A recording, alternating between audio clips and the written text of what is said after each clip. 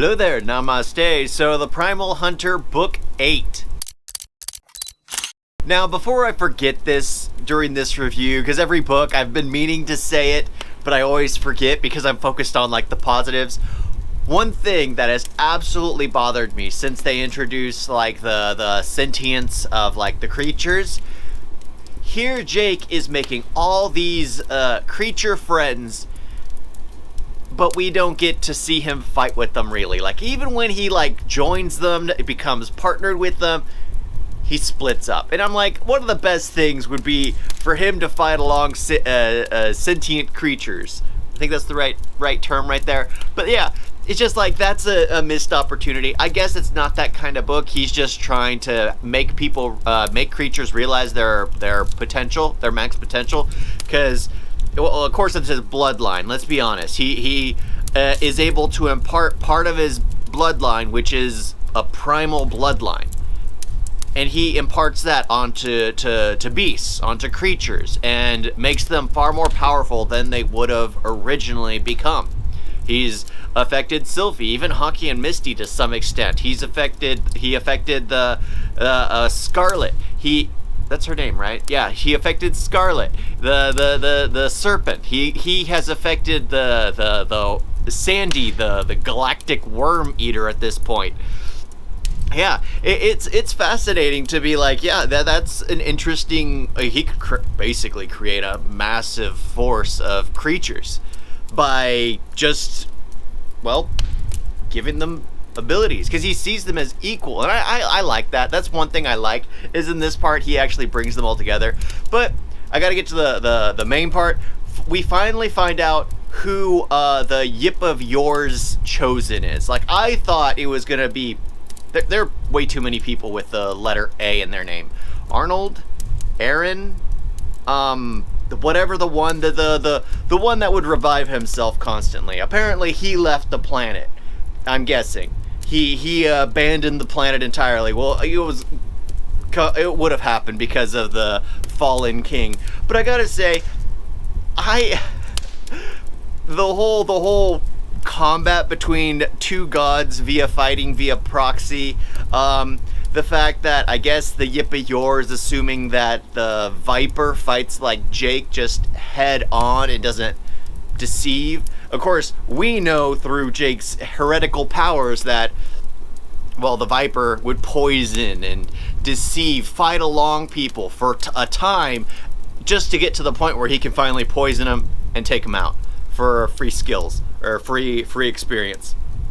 So it's like, we see all this, we know all this, but Jake is just an upfront fighter. He just head on. And I gotta say, it feels like the simulacrum, the fictional Jake that he was able to take from the simulation, doesn't feel like he serves much of a purpose, at least not yet. Because in this book, it felt like they had parts where he would just completely be forgotten and unmentioned, or he would be there and it's like his heart was out of it because he knew it was going to happen. And then, but then again, this is written like it's all done in pieces. Like I said, it's more of a manga than anything. It's all done in pieces, and then they go back to his story later on, and there's nothing wrong with that. It's just when you're going through it as a novel, it feels off because a lot of the things they introduce, they go back on and then go back to it later going like, well, that we've changed our minds again. And it works in a manga. Again, it works in a manga. Or from book to book to book, as long as you explain it away. But in this book, it's like, oh, this happened. He gave up, but now he wants to be immortalized. But we decided against doing that completely. And it's like, at the very end of the book, I'm like, wait a minute. The thing they had talked about doing for a long period of time, because the simulation Jake was supposed to immortalize himself through his combat. Well, that ended up stopped being talked about. Then it was like, he was going to immortalize himself through the shadow vaulting. Well, that turned out not to be turning it into a mythical thing. Now he's gonna immortalize himself by transferring his soul into the Chimera. It's just, there's so many little things that I'm just like, when did the stuff change? I do gotta say though, I like the conversations that Jake has with like the creature, like when he's talking with Sandy. Just seems like a fun, carefree type of person because, well, he's technically invincible to anyone else in his level. He can escape everything. He has the protection to block everything. He has just the ability to get away. He's probably the fastest C-ranked creature on the planet, with the ability to basically eat almost anything.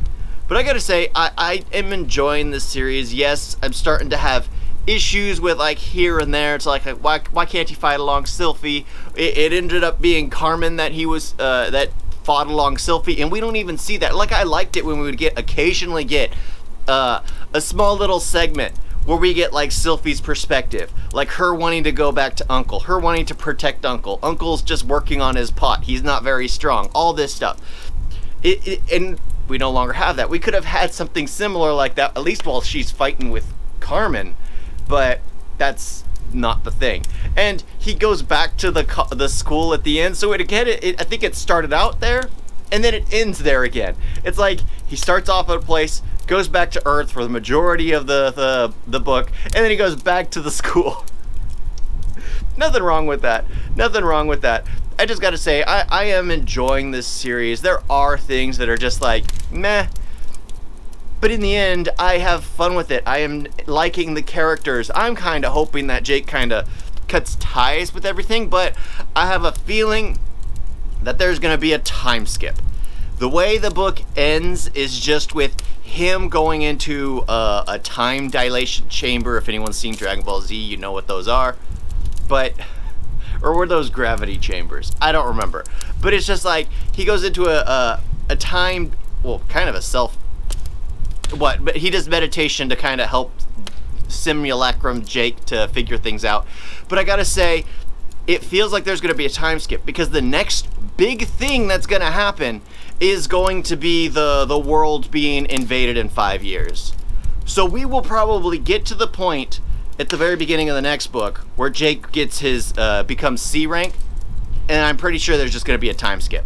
Like a montage of everything that's going to be learned. Nothing wrong with that. Nothing wrong with it. It can be tastefully done. It can be good. But I'm just like, I've never been a big fan of those. It's rare that I see them and I'm like, I like it.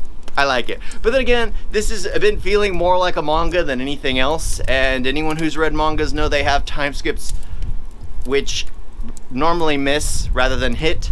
But yeah, I gotta say, I still am enjoying the series. I really am. The characters have really gotten me won over. The world is interesting, to say the least, because I don't know how, but then again, if you wanted to start getting like realistic with all this stuff, then it would completely destroy the entire story. So there's no point in actually trying to go, well, that makes no sense, that makes it's just fun to just read, go through and just believe in something.